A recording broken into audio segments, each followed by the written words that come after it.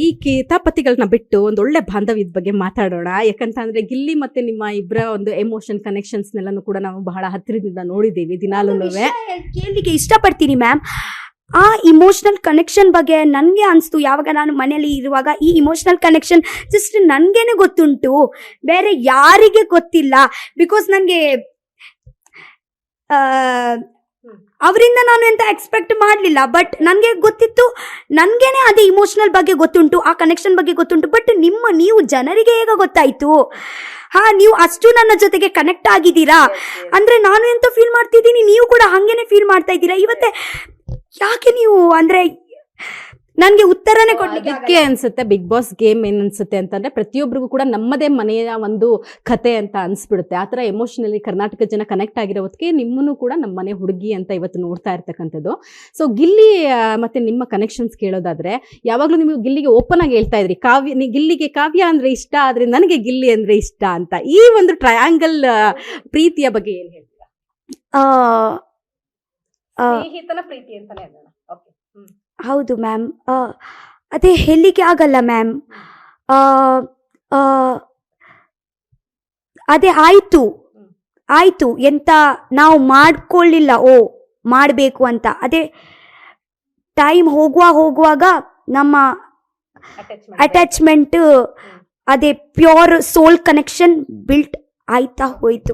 So ವಂಶದ ಕುಡಿ ಅಂತ ಕರಿತಾ ಇದ್ರು, ಅದು ಕೂಡ ಹೊರಗಡೆ ಬಹಳನೇ ಜನಕ್ಕೆ ಇಷ್ಟ ಆಗಿದೆ. ಆ ವರ್ಡ್ ನ ಕ್ಯಾಚಿಯಾಗಿ ಇಟ್ಕೊಬಿಟ್ಟಿದ್ದಾರೆ. ನಿಮ್ಮ ನೋಡಿದ್ರೆ ವಂಶದ ಕುಡಿ ಅಂತಾರೆ. ಏನ್ ಅನ್ಸುತ್ತೆ? ನನಗೆ ಕೂಡ ಖುಷಿ ಆಗುತ್ತೆ ಯಾರು ನನಗೆ ವಂಶದ ಕುಡಿ ಅನ್ಸುತ್ತೆ. ನಾನು ಅಲ್ಲಿ ಇದೇ ಬಂದಿದ್ದಾರೆ ಗೊತ್ತುಂಟಾ, ಜನರು ಬಂದಿದ್ದಾರೆ ನಾವು ಮೀಟ್ ಮಾಡ್ಲಿಕ್ಕೆ.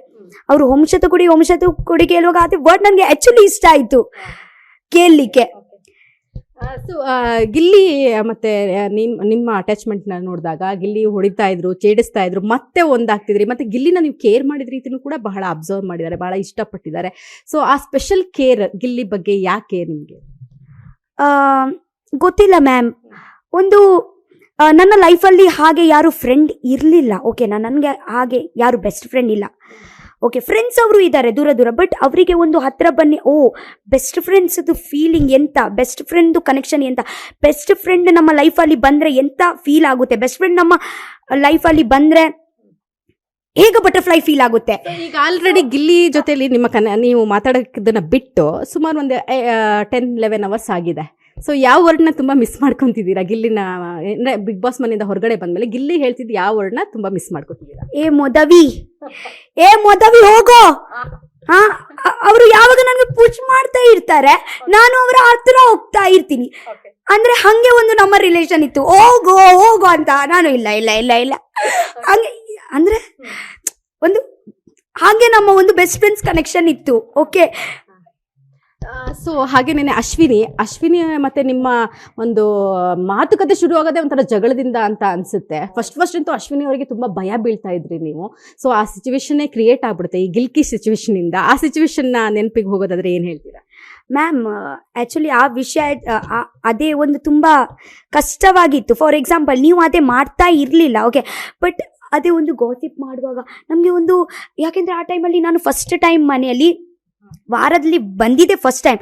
ಅವರು ಹಾಗೆ ಒಂದು ನನ್ನ ಹಿಂದೆಯಿಂದ ಹೀಗೆ ಮಾತಾಡ್ತಾ ಇದ್ದಾರೆ, ಮತ್ತು ನನಗೆ ಗೊತ್ತಾಗ್ತಾ ಉಂಟು ನನ್ನ ವಿಷಯನೇ ಮಾತಾಡ್ತಾ ಇದ್ದಾರೆ. ಸೊ ನನಗೆ ಸ್ವಲ್ಪ ದುಃಖ ಆಯಿತು, ಯಾಕೆಂದರೆ ಅದೆಲ್ಲ ಅಲ್ವಾ ನಾನು ಮಾಡೋದು. ಸೊ ಯಾಕೆ ನನಗೆ ಯಾವಾಗ ಸಿಟ್ಟು ಬರುತ್ತೆ ಗೊತ್ತುಂಟ, ನಾನು ಯಾವುದು ಕೆಲಸ ಮಾಡಲ್ಲ ಆದರೂ ಕೂಡ ನನಗೆ ಬ್ಲೇಮ್ ಹಾಕಿದರೆ, ನೀನು ಅದೇ ಮಾಡಿದ್ಯಾ ಇವತ್ತೇ ನಾನು ಎಕ್ಸಾಂಪಲ್ಸು ಅಲ್ಲಿ ನನಗೆ ಸಿಟ್ಟು ಬರೋದು. ಯಾವಾಗ ನನಗೆ ಅಂಡಮಾನಲ್ಲಿ ಫಸ್ಟ್ ಎಂಟ್ರಿ ಮಾಡುವಾಗ ನನಗೆ ಬಿಗ್ ಬಾಸ್ ಕೇಳಿದರು, ನಿಮಗೆ ಸಿಟ್ಟು ಅಂದರೆ ಯಾವಾಗ ಬರುತ್ತೆ ಅಂದರೆ ನಾನು ರೀಸನ್ನೇ ಅದೇ ಕೊಟ್ಟಿದ್ದೀನಿ, ನಾನು ಎಂತ ಮಾಡಲ್ಲ ಆದರೂ ಕೂಡ ನನಗೆ ಹೇಳ್ತಾರಲ್ವಾ ನೀವು ಮಾಡಿದ್ಯಾ, ಅಲ್ಲಿ ಅದೇನೇ ನನಗೆ ಸಿಟ್ಟು, ಮತ್ತೆ ಎಲ್ಲಿ ನನಗೆ ಸಿಟ್ಟು ಬರಲ್ಲ. ಅದಾದ್ಮೇಲೆ ಸಾಕಷ್ಟು ಬಾರಿ ಅಶ್ವಿನಿ ನಿಮ್ಮನ್ನ ಸಾರಿನೂ ಕೇಳ್ತಾರೆ, ಹಗ್ ಮಾಡ್ತಾರೆ, ಆಗ ನಿಮ್ಮ ಮನಸ್ಸು ಮ್ಯಾಮ್, ನಾನು ಅವರಿಗೆ ಹೇಳಿದ್ದೀನಿ, ನಾನು ಆ ಟೈಮಲ್ಲಿ ಬಿಟ್ಟಿದ್ದೀನಿ, ನನ್ನ ಮನಸ್ಸಲ್ಲಿ ಎಂತ ಇಲ್ಲ. ಅವರಿಗೆ ಕೂಡ ನಾನು ನನ್ನ ಮನಸ್ಸಲ್ಲಿ ನನಗೆ ಹೇಗಂದ್ರೆ ಅವರಿಗೆ ಯಾವಾಗ ಅದೇ ರಿಗ್ರೆಟ್ ಇರಲೇಬಾರ್ದು. ಬಿಕಾಸ್ ಒಂದು ಸತಿ ರಿಗ್ರೆಟ್ ಇದ್ರೆ ಅದೇ ಲೈಫ್ ಟೈಮ್ ತನಕ ಅದೇ ಒಂದು ಭಾರ ಇರುತ್ತೆ ಮನಸ್ಸಲ್ಲಿ. ಸೊ ಅವರಿಗೆ ಕೂಡ ಹೇಳಿದ್ದೀನಿ, ನನ್ನ ಮನಸ್ಸಲ್ಲಿ ಎಂತ ಇಲ್ಲ, ನಿಮ್ಮ ಮನಸ್ಸಲ್ಲಿ ಕೂಡ ನಾನು ಇರಬಾರ್ದು. ಯಾಕಂದ್ರೆ ಮ್ಯೂಚುವಲ್, ಅವರು ಎಷ್ಟು ಗಲಾಟೆ ಮಾಡಿದ್ದಾರೆ ನಾನು ಕೂಡ ಅಷ್ಟೇ ಗಲಾಟೆ ಮಾಡಿದ್ದೀನಿ. ಓಕೆ, ಸೊ ಮ್ಯೂಚುವಲ್ ಫೈಟ್ಸ್ ಇತ್ತು. ಸೊ ನಾನು ನನ್ನ ಮನಸ್ಸಲ್ಲಿ ಇಲ್ಲ, ನೀವು ನಿಮ್ಮ ಮನಸ್ಸಲ್ಲಿ ತಗೊಳ್ಬಿಡಿ.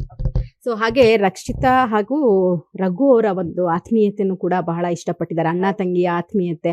ಸೊ ಅವರು ಅವರ ಫೇವ್ರೆಟ್ ರಿಂಗ್ ನ ನಿಮ್ಗೆ ಗಿಫ್ಟ್ ಆಗಿ ಕೊಡ್ತಾರೆ. ರಿಂಗ್ ಕೊಟ್ಟಿದ್ದಾರೆ ನನ್ಗೆ, ಅದೇ ಅವರ ಲಕ್ಕಿ ರಿಂಗ್. ಓಕೆ, ಸ್ವಲ್ಪ ಆದ್ರೆ ಬಳೆ ಮಾಡ್ಕೋಬೋದೇನೋ ನೀವು ಅನ್ಸುತ್ತಲ್ಲ. ಅದೇ 2 ಕೈಗೆ ಹೋಗುತ್ತೆ, ಅಷ್ಟು ದೊಡ್ಡ ಉಂಟು.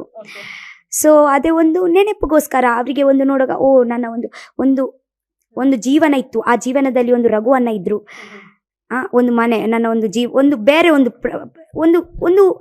ಬೇರೆ ಒಂದು ಜನ್ಮದಲ್ಲಿ ಒಂದು ಜೀವನ ಮಾಡಿ ಬಂದಿದ್ದೀನಿ ಅಲ್ವಾ ಇಲ್ಲಿ. ಯಾಕೆಂದ್ರೆ ಅದೇ ಒಂದು ತಾಯಿನ ಹೊಟ್ಟೆಯಿಂದ ನಾವು ಅಲ್ಲಿಂದ ಬಂದಿದ್ದೀವಿ ಇಲ್ಲಿ ಈ ಪ್ರಪಂಚದಲ್ಲಿ. ಸೊ ಆ ತಾಯಿನ ಹೊಟ್ಟೆದಲ್ಲಿ ನಾನು, ನನ್ನ ಅಣ್ಣ ಎಲ್ಲ ಒಂದು ಜನ ಇದ್ದಾರಲ್ವಾ, ಒಟ್ಟಿಗೆ ನಾವು ಬೆಳಿದೀವಿ, ಹೊಟ್ಟೆಯಿಂದ ಹೊರಗೆ ಬಂದಿದ್ದೀವಿ. ಅವರು ಬೇರೆ ಅಲ್ಲಿ ಹೋದ್ರು, ನಾನು ಬೇರೆ ಬೇರೆ ಬೇರೆ ಬೇರೆ ಬೇರೆ ಬೇರೆ.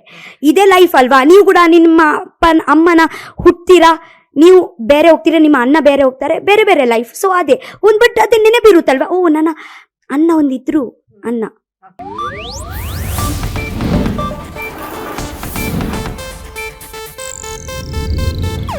ಇದು ಏಷ್ಯಾನೆಟ್ ನ್ಯೂಸ್ ನೆಟ್ವರ್ಕ್ ಪ್ರಸ್ತುತಿ.